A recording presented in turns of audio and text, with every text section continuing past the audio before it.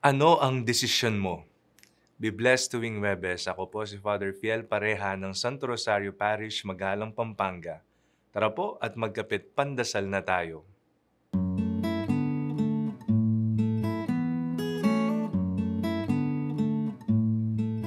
Papaano ka gumagawa ng desisyon sa buhay? Pabara-bara? Hindi pinag-iisipan? Kumukonsulta sa mga eksperto? O nakaranas na? O bahala na si Batman?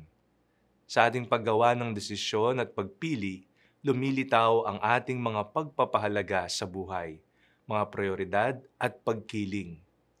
Sa ating pagpili, hindi lamang tayo pumipili base sa ating personal na gusto, bagkus isinasaalang-alang natin ang iba't ibang aspeto ng ating buhay, maging kung ito ba ay tama, makabubuti sa atin at sa iba, at higit sa lahat, kalooban ba ito ng Panginoon.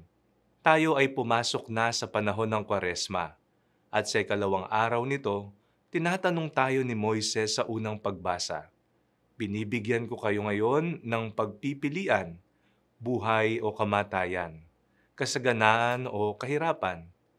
Ang panahon ng Kwaresma ay isang pagpapaalala sa atin na palaging piliin ng Diyos.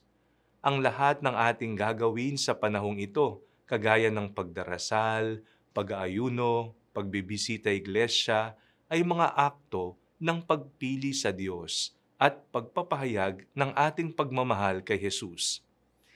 Ang pagpili sa buhay ay pagpili kay Kristo, sapagkat Siya ang Diyos ng buhay at ng ating mismong pamumuhay.